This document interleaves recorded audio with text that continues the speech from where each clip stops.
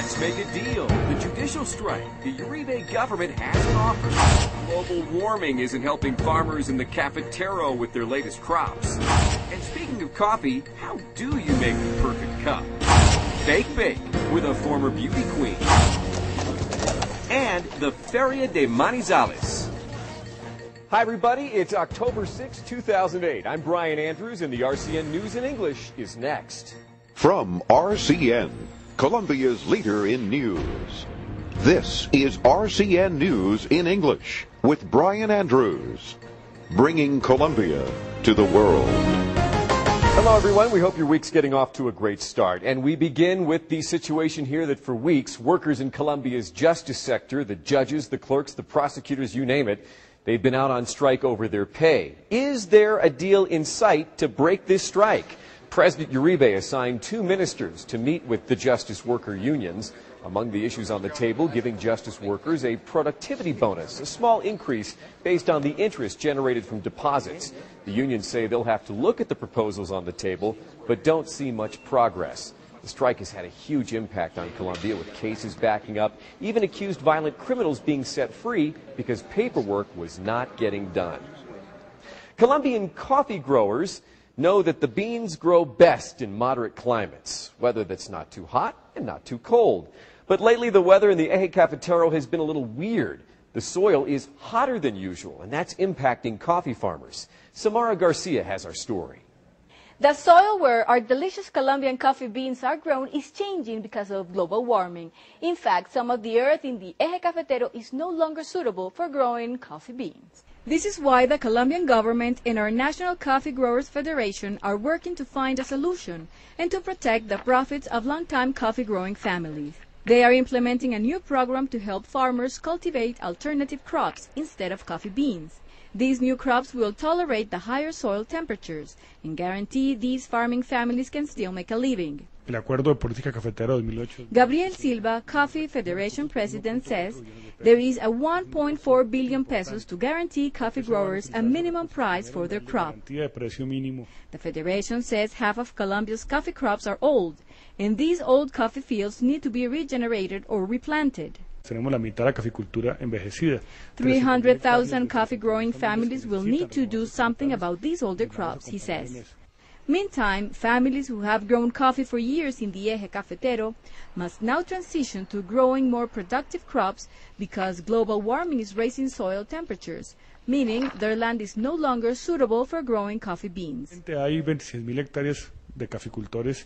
26,000 acres are not suitable for coffee beans, so the Federation will finance the farmers' transition to growing other food products, he says.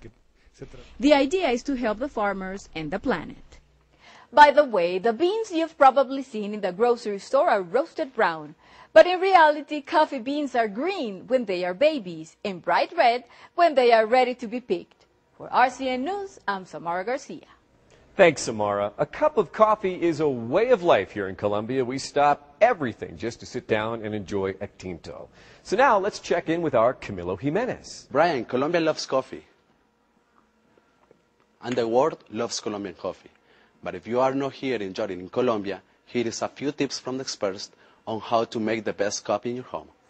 Colombian coffee is known all over the world. It's got the best taste and the best flavor. Here's how to make the perfect cup.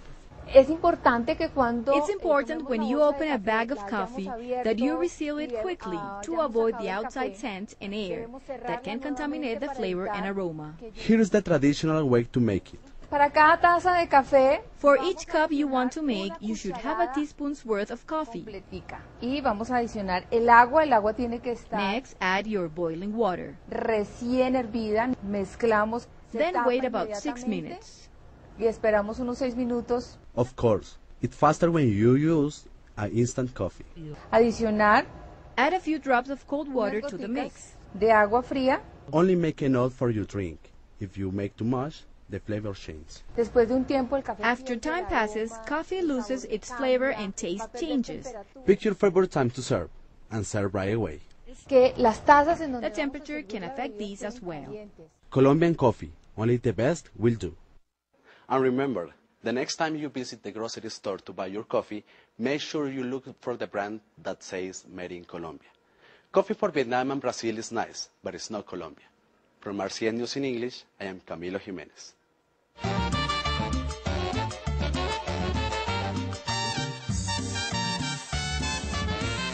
And it's time now to bring you our very popular My Colombia segment. And today, My Colombia comes to us from Colombians living in Pasadena, California. These are photos sent to us by Sergio Sicard and his family. They recently opened a Colombian restaurant in Pasadena. It's called Tutti Frutilla, and it specializes in Colombian fruit dishes and Colombian hot dogs.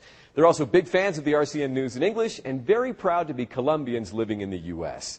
Go ahead and send us your photos and digital videos. The address is rcnnewsinenglish@gmail.com. Colombians love their beauty queens. And how do the women look so great? Well, former Miss Colombia, Maria Monica Urbina, says she hits the tanning bed here in Bogota. Maria Monica Urbina, the former Miss Colombia from 20 years ago, keeps her color thanks to technology. I go to the tanning bed twice a week to keep my tan, she says. Maria Monica is from La Guajira, where there's lots of sun, but lives in Bogota now where it's always gray, and she needs to keep up her tan. I love the tanning bed, she says. It's fast and easy, only takes 10 minutes.